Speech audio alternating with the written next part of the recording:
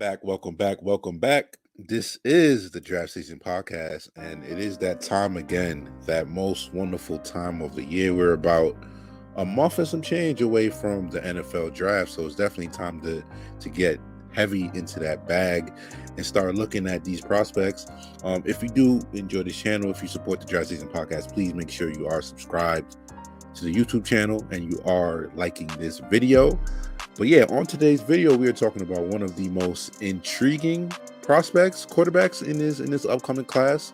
I know a lot has been made about this class not being, there's not the supreme studs and the heralded prospects. There's no Trevor Lawrence in this class, but there are some intriguing guys in this class. So we are here to talk about Ole Miss quarterback Matt Corral, and for my money, one of the more interesting prospects and intriguing, and checks off a lot of boxes that NFL teams are going to be looking at for their next face of their franchise. So let's get into some background on Matt Corral. Obviously, he got injured during that last game, that Sugar Bowl game against the Baylor Bears.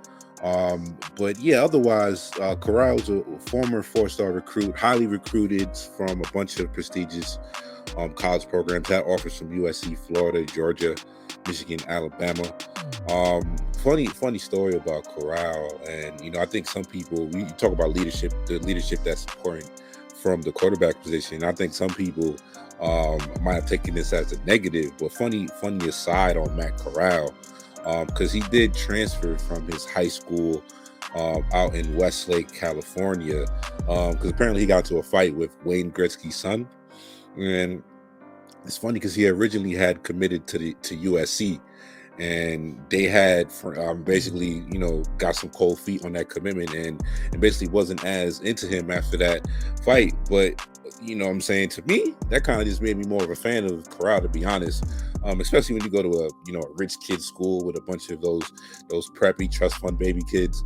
I think Corral, just watching him on the court, or watching him on the field, you see just the toughness and that leadership quality that he definitely brings to the field. So I'm a fan of his leadership qualities, and for at least my calculus of watching these guys, somebody like Corral, I think that's the type of guy that a team will rally around, and he'll be able to get the respect of the locker room, which is definitely an important thing when we're talking about the signal caller in the NFL. So yeah, looking a little bit at Corral's stats, he completed at a 68% completion percentage this year, 20 touchdowns, 4 interceptions on his career, 17-10 record, about 9.4 yards per attempt. And he also, is a dual threat guy, and he was able, we're going to get into that a little bit about what he brings on the ground. But yeah, man, talking about Corral himself, get into some of his strengths. Throws one of the most beautiful deep balls in this class. Effortlessly, I would say, steps into his throws, and with a flick of the wrist, he's able to really, throw a beautiful deep throw. And watching the tape on him, those high level throws and just those wild throws. There's a lot of, beautiful deep throws on film for Matt Corral. And we talking about, when you get into the RPO nature of what happens in college football, and I think this is one of the negatives. And Corral is not the only quarterback not the only quarterback that's going to have this issue when it comes to the RPO nature of college football. And it's just the way college football is. There's a lot of orbit sweeps, jet sweeps, a lot of the short passing game that quarterbacks are asked to really maneuver and execute at that level. And those are just the type of throws that you need to make from the quarterback position, particularly from a college quarterback. But Matt Corral, when you talk about what he's able to do in the short game, extremely quick throwing release. He's able to get that ball out, and I would say he's pretty accurate when it comes to his short game. Overall, I would say Corral is pretty damn accurate to all three levels of the field. When we talk about some of his just the inconsistencies, because I think he does, like I did say before, he throws a very beautiful deep ball. He's able Even though it's an RPO system, he is an aggressive downfield passer. He's looking to take the kill shot. And I would say this probably it probably falls under the pros and cons for a guy like Corral. You're talking about the making the proper reads and reading defenses, and he's always looking for that deep throw as an aggressive downfield type of guy. And at times, one of his bad habits, I would say, is he definitely would lock in on or committing too early to the deep pass, and missing other big play opportunities and big leaving completions on the field. Just being a little too hasty in his reads and going for the gusto too much. I do think when he gets to the NFL level, I do think that is that's a weakness that can you get him in the right system with the right coaches. I think you'll be able to really get that coached up and making those proper reads and not just being a hero ball type of quarterback. Even looking at that, I think if you look at his first season starting compared to his second season starting at Ole Miss, there are two games in particular that really pop out, that really highlighted that hero ball antics that Matt Corral does have. Those two games against LSU and Arkansas, I think he threw 14 interceptions in his first full season as a starter, and in those two games against Arkansas and LSU, he combined for 11 interceptions in both of those games. And honestly, it could have been worse. There was he could have thrown even more interceptions in those games. This is a common weakness and a common trait that plagues a lot of young quarterbacks, just getting too invested in the plays, particularly with somebody who does have the mobility that a Matt Corral does have when he gets outside of the pocket. Just getting too invested in the play, throwing it to double and triple coverage, or not knowing when to really throw the ball away. I think, I think in his this season, 2021 campaign for Corral, I think he did a way much better, a better job. Only 5 interceptions in his junior season.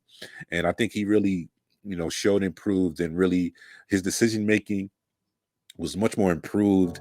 And just in terms of making the proper reads and being a better game manager, which I think for the most part game manager has a negative connotation, but somebody like Corral, he is somebody who can make big plays with his arm and with his feet.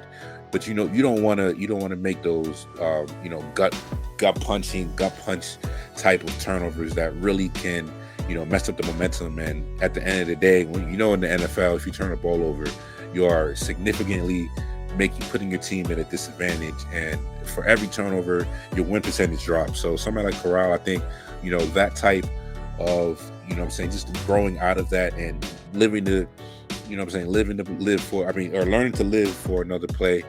Definitely, I think that is something that he'll be able to improve on, and it's something that he didn't improve on in his junior season. I think even another just great trait about Corral, I think he's highly proficient at just taking advantage of soft zone coverage, and especially one of his best throws that I think he's extremely efficient at, those vertical seam routes and hitting his tight ends and slot receivers. I think even looking at Jet fans, you would love to hear this, but just seeing his connection before Elijah Moore did enter the NFL last season, his rapport with Matt Corral was extremely really good, and those two guys hooked up for a lot of big plays. And he really used Elijah Moore not just as an underneath safety blanket, but he was looking to get the ball into Elijah Moore and letting him make plays after the catch. And especially those type of vertical seam routes, you have to be not only does the velocity, and you got to put enough zip and power on those passes, but your timing also has to be extremely good on those passes. Otherwise, you're looking at possibly 6 points the other way for the other team. So I think that's something that he really excels at. And I think when you look at the vertical passing game, and that's a trait that should actually it should transfer to the NFL level for somebody like Matt Corral. I think one of his, getting into a couple of the weaknesses for a guy like Matt Corral, I think he does definitely have an issue at times, even though I do think he is mostly an accurate quarterback. At times when he does miss, usually it is in short arming some of his throws and not getting enough of his power behind it, and his misses are usually throws that he can make, to where I don't think they are long-term concerns with his accuracy. I do think he proved himself to be a pretty good, accurate quarterback.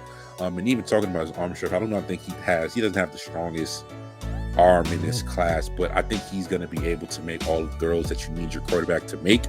And particular when you talk about somebody like Matt Corral, I think he's going to get, and I think there's an art to this, and there's a very fine line to walk, especially when you are attacking defenses down the field. But also he was able to, his deep balls also, if he didn't connect on a deep ball with one of his receivers, a lot of times it would also lead to 15 yards on defensive pass interferences, and just throwing balls to where his guys really have a chance to go up and make a play on the ball. And if he doesn't, he puts the defensive backs in a precarious situation to where, they got to be over aggressive to try and avoid the big play. So I do think that's, it's a fine line at times. His misses, he can underthrow them at times. But I do think that is something, as he does become more consistent at the next level, and he works through that, I think, that shouldn't be something that does plague him going forward. And I think, in terms of sometimes the footwork with him can be a little sloppy, or, sometimes he can have a narrow base. And I think that is, these are workable traits that if you get him in the right system, he's going to be able to fix. Getting into his run game, which I do think Corral's elusiveness as a runner, and a passer as well when he gets outside the pocket, these are both traits that make him a big play threat, and having, in my opinion, one of the highest upsides in this class. I think even when he's in the pocket, the first person in his line of sight rarely gets a hand on him. He's very slippery when it comes to avoiding pressure, doesn't really bail at that first sign, doesn't get happy feet in the pocket when he does sense pressure. Even on tape, you'll see this, he's able to hang tight, stay strong in the pocket, and really get the ball out, just effectively leveraging his evasiveness to extend plays. I think that's overall he's an underrated athlete, and I think he's going to be able to make plays with his feet. His cuts are extremely sharp. I think sometimes even when you see him busting out of the pocket, defenders underestimate his quickness overall. And I think he's able to get outside of it, and also and gash defensive 15, 20-yard plays at time. I know even thinking about the game against Tennessee, he toted the rock 30 times in that game, and you see him really, really excelling, and that comes back to the toughness aspect of Matt Corral. Even I think talking about some of the weaknesses on Matt Corral, he is a slender guy he's about 6'1", 205 pounds. You want to see him add on some weight without really losing some of that actual quickness that he has that makes him a really effective dual threat quarterback. Injuries were a big part of Corral, so if we're talking about issues with him, I would definitely say durability is a problem to watch with Corral going forward. A bunch of games, he would miss a couple series, couple games. The ankle injury that did take him out in that Baylor game was also a reoccurring injury for Corral. Also had a couple games that he did leave with actual ankle issues. So that's definitely going to be something to watch. He's, like I said, the toughness, and he fights for every yard. And that is going to be, he'll probably learn or stop doing that as much at the next level. But the toughness is there, and he fights for every yard. So it's to me, when I see a guy like that do that, it's something that makes me a huge fan of him. But when we talk about, durability, being there for 17 games now in the NFL, you're going to have to be careful. And he's not like afraid to slide, and he's not incapable of sliding like a Roger Griffin III, who definitely cut between the knee injuries and just taking too many hits. I think he's the cautionary tale on that end. But yeah, I think because you could definitely describe his running style as reckless, but he also had double-digit rushing touchdowns in his previous season before he came out this year. Big red zone threat. I think you're going to be able to really, for the offensive coordinators and NFL coaches at the next level, you're going to be able to have a pretty creative offensive or run game with Corral, with the read option stuff, using him in the red zone. naked boots, getting him outside the pocket to throw. I think another one of his traits you talk about, this is what got, scouts and fans so horny and so attractive, and just had them fall in love with a guy like Zach Wilson last year. Those off-platform throws. Corral also can do that, and I think you talk about, sometimes he make these throws without really even getting a real good his base set underneath him, and sometimes he just can get a pass out, sort of like a middle infielder, turning a double play in baseball. He has those type of mechanics, and he's able, extremely quick, throwing release, compact, and he's able to really get the ball out there. So I think just looking into comparing Corral to a couple of these other quarterbacks in this class, I think overall this is a package that is extremely interesting. I think Corral, like I did say earlier, he has all of the traits that you are looking for from a future face of the franchise. I think even going into it, like I said, durability is an issue with Corral. Even going back to his first season as a starter in 2019 at Ole Miss, he got injured, came back basically, and he was basically platooning. And when he came back from the injury, he never really got his starting gig back. So for me, I think durability is going to be a big issue with Matt Corral. But the rest of the package has some really, really high level skills and some tantalizing traits. I do think there is a really good arm, and I think he's able to really, if you can, get him. I think another thing that just watching him on film really stands out for Corral.